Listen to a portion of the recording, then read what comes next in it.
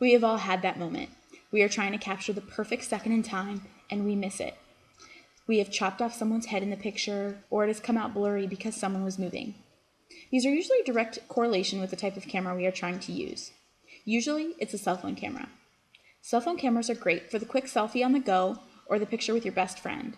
But they're not adequate enough for something long-term, something that you want to hang on your wall or maybe give out to your family members. For those types of pictures, you want a better quality camera. I recently had to go out and purchase a new camera of my own, and I was able to distinctly group the cameras into two different groups. There are point-and-shoot cameras, and there are digital single-lens reflex cameras. A point-and-shoot camera is one you can pull out of your back pocket, doesn't have very much to it, and you can easily and within a few seconds take a great picture. A digital single-lens reflex camera, or a DSLR, is much more intricate. There are different types of lenses, there are different types of shutter speeds, there are all different features that are much more complicated than on a simple point-and-shoot camera. For today, I'm going to focus on a DSLR camera because that's what I chose to go with. There are three main questions you need to ask yourself when choosing a DSLR camera. Number one is, what is your price point? Number two, what are the features that you're interested in having on your camera? And number three is, what is your subject? For your price point, let's focus on that. We need to make sure that we understand what a price point is before we move forward. Your price point is, what is your budget? Knowing your budget ahead of time is beneficial to you, and it's going to save you time in the long run. There are cameras that range from $300 upwards of $10,000.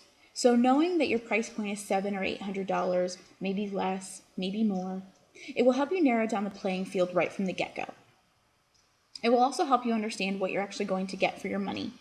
If you have $500 for your budget, you maybe need to allocate $400 of that for the actual body of the camera, and maybe $100 of that for the lenses that you wish to have, or the lens you wish to have. The next question you need to ask are, what types of features do you want on your camera? There are many different types of features, but I'm only going to pick out a few. The main ones that seem to be the most contentious are the weight of your camera, the Wi-Fi capabilities of your camera, and the battery life of your camera. Those are going to be some three big features that you want to focus on. For your body weight of your camera, do you want something heavy and clunky that you have to lug around and that weighs a ton? Or do you want something a little bit more lightweight, something you can throw on your shoulder and go very quickly? For your battery life, do you want to have something that you have to recharge? Or do you want something that would take maybe AA's or AAA's? For that, you need to research and make sure that you are getting the correct camera.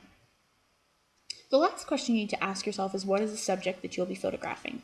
Are you going to be using the camera for nature, for birds, for animals, or are you going to be using it for more everyday life? Children, families, different things like that.